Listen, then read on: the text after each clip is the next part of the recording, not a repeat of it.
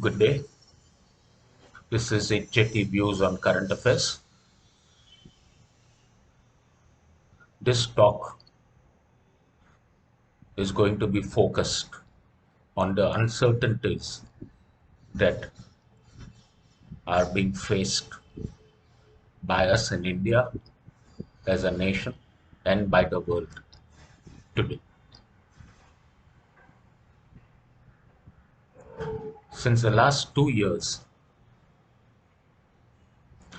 the world has been wrecked by a pandemic, plunging growth rates, keeping the social life of people on hold, and the pandemic seems to be showing no signs of abating, with it coming out through various forms of mutations of the virus. We also have two leaders of the world, the Chinese head and the Russian head, wanting to show their power. And there is no opposing force to hold them. India plays and to tell them that they cannot have a free hand in everything that they are doing.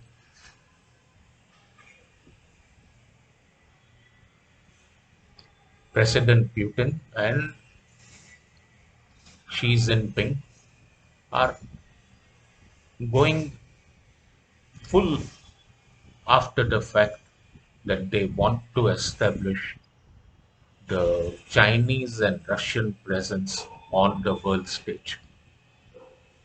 This is the reason for some of the acts that they have done. The attempt by the Chinese premier to wreck the world's economy through a virus. Whilst nobody is talking about it, there are enough indications that it was set off purposely. And President Putin's attempt to dictate what happens in Europe.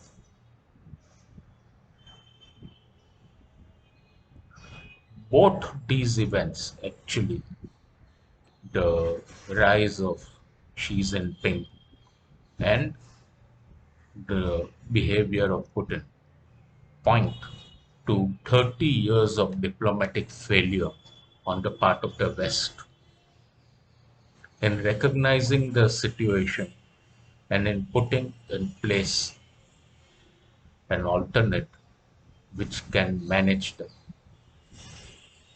Today, both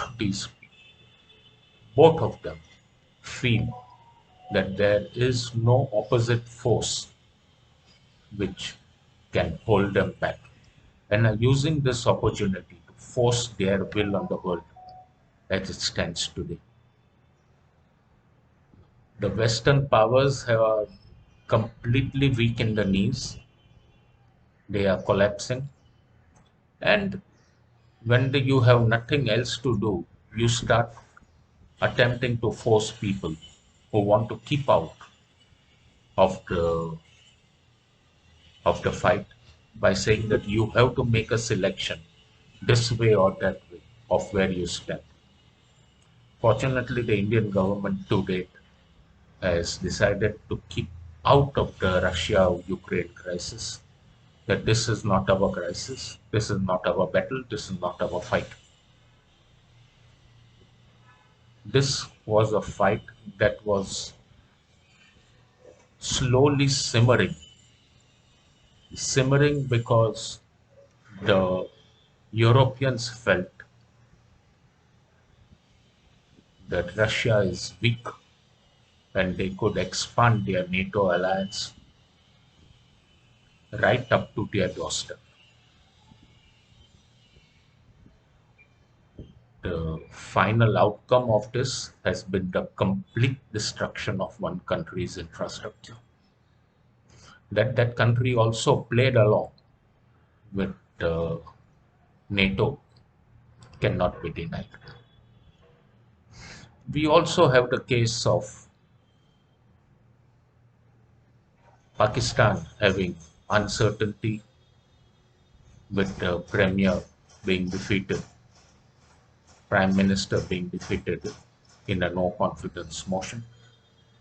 We also have our neighbor Sri Lanka virtually bankrupt.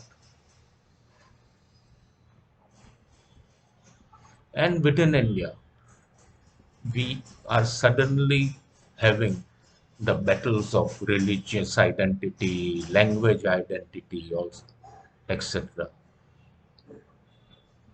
creeping up.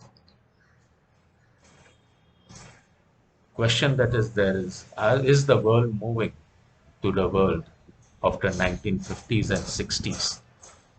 And is India also following in the same way? Is the politics of the 2020s going to be a repeat of the politics of the 1950s and 1960s? It would seem so. It would seem so because India is going to have elections in 2024, and after 10 years of any party being in power, fatigue about that party steps in, and the people start looking for an alternative. Whether that alternative will be a rainbow coalition of regional parties supported by the left and the Congress, and how it will perform and how it will deliver, we don't know. But the fact remains that the world is going to see a change in dynamic, inflation, brakes on globalization, and religious and language identities in India suddenly reasserting themselves. How the new world is going to shape up and how we are going to live in what is evolving is the question that we will all have to answer. That ends my talk of today. If you liked it, please share it. Till we meet again, good day. Jai Hind, Jai Maharashtra, Jai Mumbai. Bye.